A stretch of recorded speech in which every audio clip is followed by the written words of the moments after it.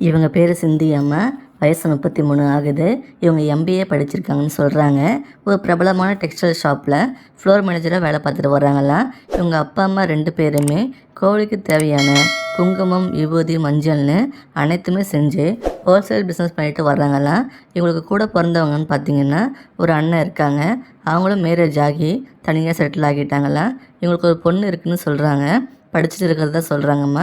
இவங்க ஹஸ்பண்டுக்கும் இவங்க மாமியார்னால் ப்ராப்ளம் ஆகி அங்கேருந்து மன உளைச்சல் அதிகமாகி மென்டல் டிசார்டர் வந்ததுனால இப்போ டிவர்ஸ் வாங்கிட்டு தனியாக வந்துட்டாங்களாம்மா.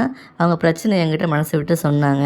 அவங்க சொல்லும்போது தான் புரியுது, அவங்க மாமியார் ஒரு நார்சிசிஸ்டிக் பர்சனாலிட்டி உள்ளவங்க போல். இவங்க டிவர்ஸ் வாங்கிட்டு வந்ததே நல்லது தான் சொன்னம்மா. இப்போ இவங்க 1 வருஷமாக தனியாக தான் வாழ்ந்துட்டு வர்றாங்களாம். அப்புறம் இவங்க அப்பா அம்மா தான் இவங்க லைஃப்காக செகண்ட் மேரேஜுக்கு வரன் பார்த்து கொடுக்க சொல்லி நம்மக்கிட்ட வந்திருக்காங்க. இவங்க டெக்ஸ்டைல் ஷாப்பில் வேலை பார்த்து மாதம் ஒரு நல்ல வருமானம் வந்துட்டுருக்குன்னு சொல்கிறாங்க. அப்புறம் இவங்க சொந்தமாக வீடு இருக்குதுன்னு சொல்கிறாங்க. 3 வீடு இருக்குதுன்னு சொல்கிறாங்கம்மா. 2 வீடு வாடகை வீட்டில் இருக்காங்களா, ஒரு வீட்டில் இவங்க இருக்கிறதா சொல்கிறாங்க. மேரேஜை இவங்களே பண்ணி வைக்கிறேன்னு சொல்கிறாங்கம்மா. மாப்பிள்ளையும் பொண்ணும் லைஃபுக்கு தேவையான எல்லா சப்போர்ட்டுமே இவங்க பண்ணுறேன்னு சொல்கிறாங்க.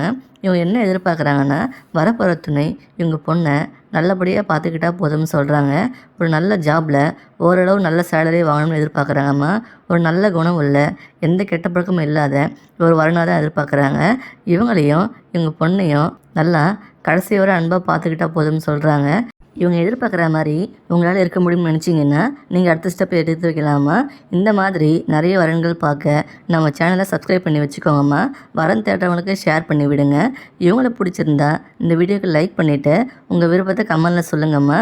இவங்க நீங்கள் பண்ணுற எல்லா கமெண்ட்டையும் பார்ப்பாங்க. அடுத்த வீடியோ பார்க்க இப்போ வர இந்த லிங்கை கிளிக் பண்ணி பாருங்கள். வாழ்க வளமுடன்.